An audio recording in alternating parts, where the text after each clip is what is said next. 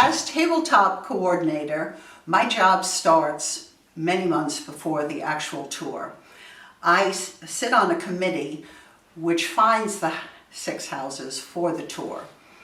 We find a diverse group of houses so that everyone can enjoy the design as well as the canapes served by our notable chefs.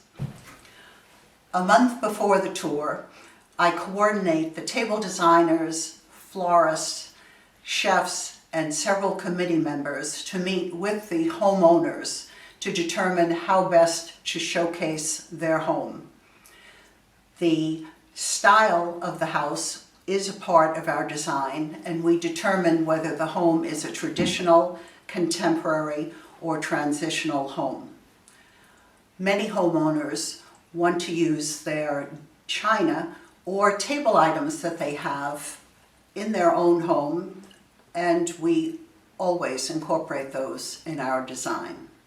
We first measure the table dimension for linens, whether it be tablecloth, runners, or placemats. We also determine how many people can sit or how many place settings we need around the table. Generally, it's 24 inches for each place setting. For the floral designer, we measure the table from the tabletop to the bottom of the chandelier so that the arrangement is not higher, of course, than the chandelier.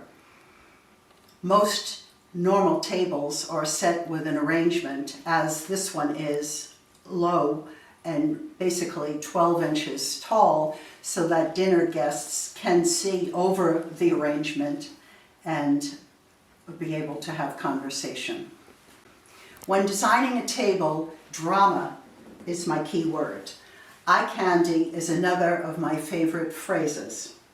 The first table is a seasonal fall one. Don't think of setting a table as a chore. Think of setting the table as table art. Like an oil painting, the first task in hand is covering the canvas with a layer of paint.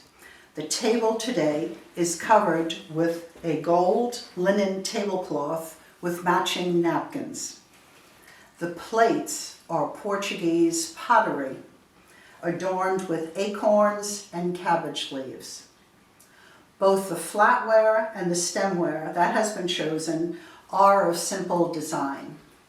I just want to mention here that placement of the stemware starts always with the water glass, which is at the tip of the knife. And you move then you place your stemware from the water glass to the next course that will be for as ever many courses as you'll have. We only have one wine glass on the table today. We have now basically outlined the tabletop of your canvas. At this point, some whimsical items add a personal touch. The French poodle rests, the copper-colored acorns, and ceramic pumpkins don't serve any useful purpose at all, but they do add the eye candy that I mentioned earlier. So look in your cabinets. I am sure you can find some interesting items. A collection maybe that a great aunt or family member bequeathed to you.